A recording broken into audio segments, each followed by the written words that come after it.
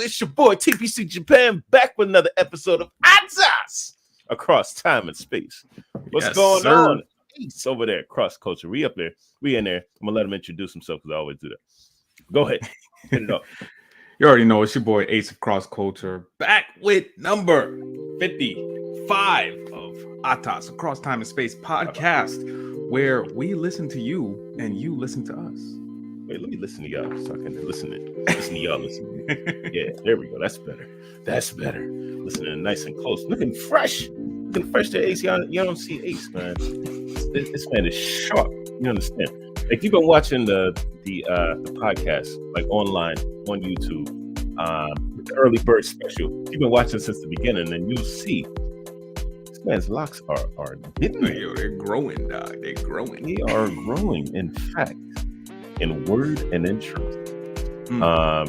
Yeah, that's good. What's going on with you? It's been 2 weeks. It feels like we've been on a hiatus. We've been leveling up. It's been 2 weeks. I mean, just wasn't able to do last week, but definitely back. You know, had to get a little fresh. You see the grays showing now, so maybe I should cover it up. But no. Let me see, man. I'm playing around. Have there been updates over on Cross Culture? What up? Yo, all right, over on CXC. Yeah. So we got time episode 0. Just showing what time is gonna be. I'm actually planning on recording right after this, if time allows. But yeah, time. I'm wanting to get into time a little bit more because I see that space is out there. Is out there, so we trying to catch up. Gotta make the time. Oh goodness! I mean, it was I got some good footage yesterday for space. The man just walked up to me, and this is related to today's topic, actually. But yeah, this guy walks up to me and he says, "So, Japan, it's just a sea. It's an ocean of food, isn't it?" You know, I was like, "That it is." I was recording this like process of a pastry being made and adding anko, which is like red bean paste, to the center of it. It looks like basically like pancakes, like a thick pancake on the bottom, and you add the anko on top, and then another layer of pancake on top of that. It looks similar. To it. But this is called obannyaki. Oban is a gold like plate, and it's like you're yakking that plate. Like you're grilling that plate, right? That sounds bad. You're yakking that plate? Yeah, that sounds horrible. Yeah. Oh man. No, he yacked it on top of the other one, man. It's just like, yo, it's gonna be dope. That video itself is it's on the way. We're doing a lot of things around space right now. It's a new table. They got so many hits over there on the gram. Like, we got an interview lined up for that too. So if you want to see the interview, if you want to get that exclusive content, hit that subscribe button. Like, leave a comment. Like, hey, I want to know about that table space. Because, you know, it's been evolving, the idea of the spaces. I'm calling it like table spaces now, for space content related to the canvas of the kitchen table or the dining room table. All right, let me make sure I say that right. So that's the type of content, like one type of content on spaces. Another type of content is the calligraphy content. And it feels like I've been on a hiatus from that, but actually I've just been writing. I've been grinding, like, to actually get better at writing so I can put out that content for you guys. So yeah, that's what's going on, man. I see you. Big moves. Yo, got to, man. Because, you know, every day is another opportunity to, well, hone your sensitivities to these things. You know, building on new experiences that hone your sensitivities. I see what you're doing. Like a segue into. Yeah. Oh yeah. Just laying the groundwork there. As a reminder, though, we are reading Homo Deus. Okay, and look at that. I got a prop banner. No, hold on. I'm gonna fix that banner before you even notice it. You don't even. Oh, You didn't even notice what's wrong with the Yo, banner. you're You didn't notice, lucky. did you? Because I was definitely just reading it. Yo, he's about to like Yo. check it, and then boom, right? Okay. You didn't even notice. We're reading Homo Deus by Yuval Noah Harari. Okay, so I guess it had something to do with Evolve, but all right. No. Before it, I think it said no. I'm not gonna say that. Chapter 7.2. Okay, we call it 7.2 because we're 30 minutes into. No. We're reading the second listening 30-minute chunk. Yeah. Listening to the second 30-minute chunk of a 4 unit chapter, which is like 2 hours. Yeah?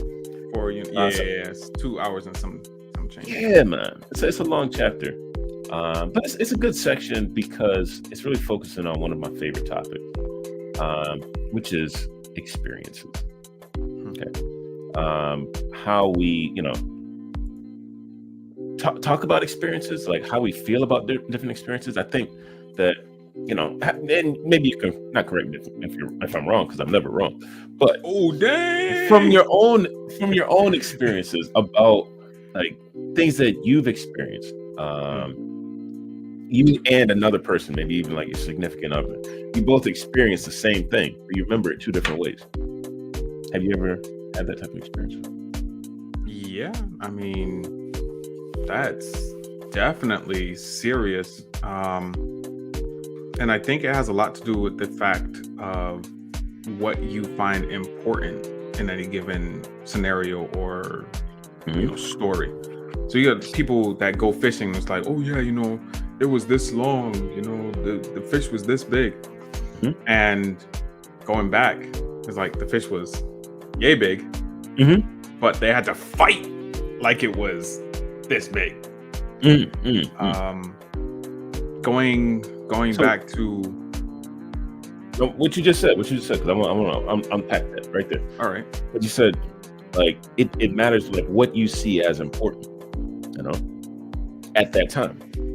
And this goes exactly into this idea of sensitivity, I think, because what you see as important, it's like that idea is honed over time, I think. It's either someone could tell you that that's really important when you're going through the experience, so look out for that thing, and then you'll be more aware of it, or maybe some experience early in your life, like some emotional, either pleasure or pain, that will remind you that, oh wait, this is important, this is serious. Let me, the next time I experience something like this, I'm gonna be looking out for that pattern. Like what is, I think that Yuval, like he didn't exactly define the sensitivity part that well. So what do you see sensitivity as? Sensitivity? Yeah. I guess it's sensitivity in this context. I believe it would be the things that you're more attuned to. So it's not sensitivity as in like, oh, my teeth are sensitive to the cold, but it's more so my senses of this thing are heightened. So yeah, that's kind of how I see it.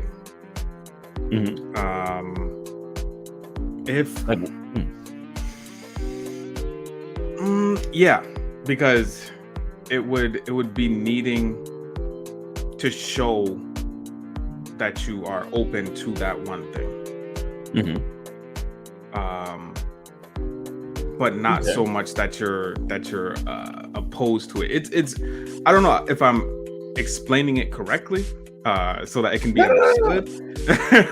It's like, well, I mean, even that right there is a cultural sensitivity, where, for example, in the States, it's like we see it as our responsibility to make sure that we are understood.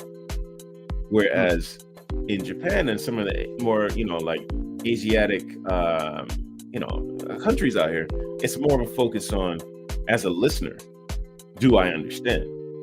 Oh, okay. Wow. So it's not like on the speaker's responsibility to make sure that, Whereas Americans like, I'm going to make sure either I say it in more words, or I'm going to summarize it, or I'm going to put it in other words, or whatever. Like you finding different ways to try to explain things. Whereas for them, it's like, okay, I can speak as a speaker. I can speak it, straight up. Little technical difficulties here. I'm sorry. He's making some adjustments there. He's making adjustments. A little bit. It's all good. It's all good. I'm gonna drop him back in there. And I think you can still hear his voice, but yeah, you can hear me. I just can't see anything. It's all good. It's all good. So we're gonna look at like the three pieces of the puzzle here. What Mr. Harari explains in this section is that knowledge equals experience times sensitivity, and it's kind of formulaic, but you have different like elements of the experience. Experience is what you sense with your five senses. All right, so it's like what you see, hear, touch, and all those good things. But it's also, the emotional state that you're in at that time. Okay, and it's a combination of those pieces. Okay, that make up what we call experience. Some of the things that I've gained experience with, for example, would be making podcasts like this. Putting my voice online. This is episode 55, right? 55. We 55 in. So this is we 55. This is quite a few episodes of making a podcast, and this didn't exist before, right? So then now my sensitivity towards these types of things like recording your voice, bad audio, lighting. I know what bad lighting looks like. I know what bad audio looks like. I'm more sensitive to that now than I was before. I want to ask, what type of experiences did you have in early childhood? All right, that would make that raised your proclivity towards this type of podcast. Yeah, to be putting yourself out there. Like what experiences did you have earlier in life that made you just like, okay, I think I can handle something like this?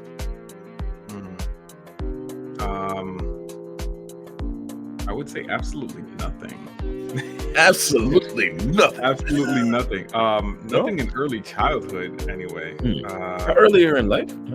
Earlier in life, definitely. Early childhood, it was more so the fact of always being around music and knowing how to hook up gaming systems so that I can see them on the TV. So, I get my audio visual start there. Then I would go over to my cousin's house and, we can't play the game. All right, well, you got to hook it up. You have to hook up the RF to the VCR, and you got to have it on this channel if it's set to that channel. And then you got to turn the TV to that channel. Yeah. So that transitioned into having a job in audiovisual in college, to where by the time I left that college, I was the audiovisual department. It was like, you were the whole department. I was the whole department. How many red, yellow, and white cables did you have to plug in? You don't understand. Like, I can't say the I feel weird saying my not analogy, but my what is it called? Mnemonic for remembering the order of. Wait, you're demonic? Mnemonic. Okay. Hold on. Bring it close. This is the story. Bring it close. So it's, if you don't hook up those things directly, like say that you have a DVD player and you're trying to hook it up to a projector. If you don't put those in the right order, it won't work, or the audio will be flipped. So you'll see something on the left side of the screen, but you'll hear it on the right side of your face. That's never a good one. And then that translated into a job at another college, which translated into doing it for church. No, but see, the thing is, now where your translated ears, into the podcast. hold on. So at each step of the chain here, we got chain of events as the banner right now, folks. At each step here, like it could have been anybody that does the audio thing at the church, at the job, at the university. Could have been anybody. Did you feel that your ears were more perked up? Did you put yourself in that space so that when they were asking for folks, you're just like, well, and yeah. That didn't just happen. No. Wait, So of course I was in choir a lot growing up too. So that attuned my ears, and I would use them on the job. So when I got the job at the first college I went to, people took notice. Like, okay, this is the guy that we need to call and talk to if we want something set up. If we need audio, we need speakers, we need projectors, we need screens, la la la la la. So that college actually shut down. When I went to my next college, a lot of the people that were at the first college were there at that university. And like the first week I was there, they had like opening convocation and things like that, and you can hear like the mics. All this crazy foolishness, right? Okay. So, of course, somebody. I was like, you know what? I'm not even trying to do that. Like, I'm just trying to finish out and call it a day. But and they were like, oh, well, you know, he used to do audiovisual at the college we just came from. It's like, okay. Bro. Okay. They seen him. Oh, he's trying to be in the cut. So you didn't even raise your hand. Like, they just recognized him. They would like, having you know what? Been the person he has the gift. Get him can't behind hide the console. Dang. Come on, man. Okay. So you got known for having done it somewhere else, and people recognized that. Yeah. And then with the whole church thing, it was like, dang, I see y'all struggling. Let me help a little bit. But then that kind of became part of my identity, which I kind of wanted to step away from. You know, I'm not just the audiovisual guy. Yeah. No. But being the audiovisual guy and being labeled the audiovisual guy, did you find that actually made you more capable of doing new things? Because, like, I don't know, for me, like, I've just been known to have the touch. The touch? You know?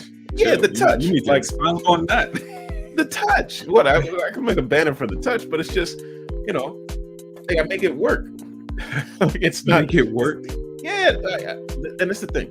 Like, growing up, I think for me, it was playing video games and just being so connected to, like, devices and stuff that I thought that they were built to work. You know, by like human hands. Like anything, like, it's supposed to work, right? So you just go up and use it. Like, okay, so how do I interact with this thing? Because it's made to be interacted with. And you know, when I was very young and it was Nintendo, you might have had to load a cartridge, you know, make it work. And put it, you know, put it under your shirt, you know, so that you don't get any spit on the chips there, and just and it worked, you know. So like, you find a way to make it work because it's supposed to work. And you know, over the years, like, all right, I can think very specifically at my current job, old workplace, there's a microwave, and everybody's looking around like, oh, the microwave doesn't work. Like, you know, I can't heat up my lunch. I said, did they plug it in? Yeah, what do you mean? Is it plugged in? You know, I look, check, unplug it, plug it back in. Okay. Like, was it that hard? Everybody's like, oh, I gotta go get lunch outside. No. Oh my goodness. That's serious. What's going on? It's not that hard. Yo, that's pretty serious. I don't understand. It's supposed to work. It's designed to work. But I think my sensitivity to those things, like, for example, drawing pictures. How do you feel about drawing pictures? I draw. I don't feel that I'm great at it at all, but I'll pick up a pen, I'll doodle or whatever. Yeah, that's what I'm saying. Like, you don't have a I don't know, like allergy to drawing anything. Like, somebody says, so what does that look like? I could draw you a picture. Bam. And just there it is. I don't know if I could do that. I could draw something rough. It'll look real rough. No problem. Some stick figures, whatever. Like, it's not even that hard. But I think there are people who are just, I can't draw. Or when those opportunities come up in school through education, it's just like, I wasn't the art person, so I can't. It's so strange to see that now, though, because I have no qualms with drawing on any devices as long as I have a pen. So you have an interface. Exactly. Everything has an interface. It's designed to be that way. So, I think that that chain of events that raises your sensitivity towards these things. Now, my experience level though, with Hispanic foods, it's pretty low. It's pretty low. Like, I don't have a whole lot of experience with it. But then compared to someone like maybe in Japan, where there are no Hispanic people, or as a very, very low number of Hispanic people, it's just like you don't see, bodegas, and you don't see like Spanish food on any menus. Like, it's Japanese rice everywhere. So Japanese. There's a lot of Italian there too. No lie. There's a lot of Italian food, but you don't see as much Spanish. Like, it's like, okay, was it paella? You see paella. You're talking about like Spanish, yeah. Like, not Mexican food. You're talking about not Mexican. Spanish food. Okay. Yeah, paella. I mean, right. I know that somebody who could chef it up. The paella? Yeah. Oh, at home? Yeah. Oh, yeah. That's what I'm saying. But like, as far as your experiences with like Spanish culture and your cultural sensitivity versus sensibility, folks, it's two different things. I don't feel the difference yet. When I was trying to look up what sensitivity is, I kept finding sensibility. Or look up what sensibility is, I found sensitivity. Like, it's synonymous, Do you feel like there's any difference there that can be explored? I sure don't. I would have to look up the definitions and like compare them side by side. That's the only way that I would know how to do it. Because like affect and effect, sound very similar, and they're very different. Well, affect is an action, right? It's a verb, whereas effect is just a noun. One is the result of, and one is the cause. It's very strange, but people use them interchangeably because they sound so similar. They're basically spelled the same way, except for the beginning vowel. Right. Must be the same word. Well, there's something called an affective filter. Affective filter. Yeah, in linguistics, right? Where this is affective, right? But that filter that goes up based on like your emotions. Like, if you're heated about something, or if you're like, at that like anger point, and you're not relaxed or not like tranquil enough to take in information, then you have a filter up that won't let anything through, even if it's common sense. You got the affective filter up. Or if you're afraid, I just want to know, how do I get to Tokyo? Got the affective filter up. So that being said, that's the result of I think experiences also, and your sensitivity and becoming oversensitive towards things. But sensibility and sensitivity, and I think of sensibility, I think that it has something a bit more like sophisticated to it. Like sense. In Japanese they use sense a lot. As a like a katakana word, right? Katakana English. Yeah, like sense garu. That means that you have a sense towards those type of things, like taste. Your palate has been, evolved, refined. refined. Yes, through your experiences in order to appreciate something more. I feel like that's where sensibility is. Whereas sensitivity is just like you have it or you don't. It's a scale, but either you're more sensitive towards something or you're less sensitive. You're not more sensible or less sensible. You have a sense towards something. And you're looking up the definition, so I'm just gonna shut up. No. Yeah, but that's my. so This is my connotation. crazy. All right? Go ahead. I know it is. It is. Like trying to figure out what's going on. Sensitivity is seen as, right now, I'm looking at sensitivity is the quality or condition of being sensitive.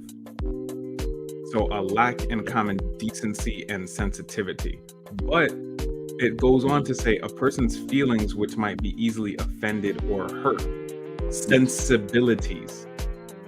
Plural noun sensitivities. So we go over to sensibility. Oh, The ability, sensibility, the ability to appreciate and respond to complex emotional and that's you're talking about sensibility. or aesthetic. Yeah, this is sensibility. Aesthetics, appreciate. Aesthetic influences, sensitivity. So Oh, yeah, the and two then are in each other's. semicolon sensitivity. Yeah, the two are in each other's definition, so they can't be taken away from each other. So I've heard like sense and sensibility. I've heard that before. But it seems like the two are kind of wrapped up in each other. Yeah, well, I mean, if we were gonna unravel the two, you got two different adjectives there, right? You got sensitive and sensible. These have two different meanings. Yeah, that in and of itself, they have the same base of sense, right? But sensitive is like, don't touch it, like, it's sensitive. It hurts or something, right? Whereas sensible is in your mind. This is something that's refined, right? Or lack of sensibilities, right? Sensibilities being the noun there. Sensibility, and sensitivity are two different things too. It's two nouns. But if you have sensibilities, like your experiences have raised your level, I guess your base level of something that can be appreciated. The thing that Mr. Harari mentioned was about tea. At first you just have your you Lipton tea while reading the newspaper, got the TV on, getting all the sugar in there, dumping in there because it's just what you do with tea, right? But then if you turn the TV off and cut down on the sugar and put the newspaper down, the only thing you can focus on is the tea itself. If you take your time with it. Take your time with it. All right, I see what you did there. I see what you did. But yeah, I mean, if you take your time and really focus on the tea itself, then you start to notice different flavors, different hints of this and that, bergamot, rooibos, and all these different flavors and whatnot. Oh, I taste berries. I taste honey. And then you go to a place that prepares really good tea, like Harrods or something like that. And then, like slowly and surely, your experience in life is enhanced in that field, in that domain. We can't be, 100% knowledgeable and sensitive to everything, unfortunately. But what he was saying is that life is the distillation. It wasn't him that came up with it. This is Wilhelm. I forget his last name. It's a German name. I'm sorry, if you're reading with us on Script, it's chapter 7, second, about 45 minutes in. But he says, life is the distillation of different events, and turning that into knowledge. Right? What I see our experience here on the podcast is, distilling those events discussing those events, raising our proclivity towards what's going on, and really focusing on those actions, and then sharing it with y'all. Now, whether you're sensitive or not, at the time of listening to this, who knows? You may not be the one, but just share it with someone else. All right, get yourself a pen and pad and write it down and focus. I ain't gonna kill us out yet. I mean, but anything else that jumped out at you before? Yeah, I know. It's the right spot. I mean, I'm just going to put it like this, because it's very strange reading this chapter this week when people were asking me about tea specifically. What is matcha? It's like, oh, well. They expect your experiences. Matcha is ground green tea. It's like, oh, well, thanks. It's like, yeah, but let's get into it a little bit. So cha is tea, if I'm not mistaken. That's right. And then I said, I can't be completely sure, but I'm pretty sure that prefix is how the tea is prepared. So you have matcha, you have hojicha. So I was telling them, like, okay, well, this is ground green tea. Hojicha is roasted tea. These are what I've experienced, being over there or just experiencing it here. These are the differences, and just had somebody head over your way to Japan. Yes. And they're like, oh, well, we heard that you went there, so can you give us any pointers? The do's, the don'ts, the good, the bad, and the ugly. It's like, wow, you're coming to me pretty late. They gave them to me, I think 24 hours before they left. Just within that time frame, and I had to distill all the knowledge into one droplet. Yes. So you're talking Sheikah slate technology over here. So it's knowing the sensibilities that you have, and the sensitivities that you have going forward. It helps, because if you know that you're specifically sensitive to something, you say, you know what, I need to get out my feelings. I need to try to distill the knowledge that's there without taking it personally. If you're sensible about something, you have the experiences that you can share with somebody, try to share those without coming against their sensitivities, because their own sensitivities. Yes, you try to share it in such a way that it's not like, oh, I know better than you. You're not good in this subject, so I'm gonna school you real quick. Because we all have our sensitivities. Nobody wants to be told, like, oh yeah, you're trash. Listen up.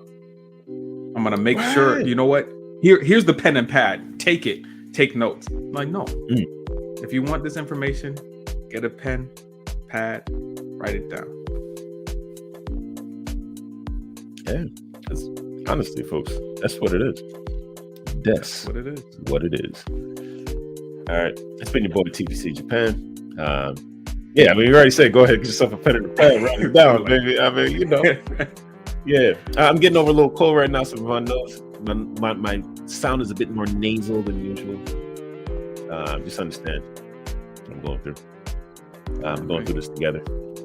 You can catch us on any podcast, Google Podcasts, Spotify. Catch us on the Tube, catch us on the Gram, catch us on TikTok. Yeah, all right, we out here. We out here. Bless them, man. That's what it is. You already know. Until next time, please, please, please stay prayed up. Be blessed. Peace. Deep.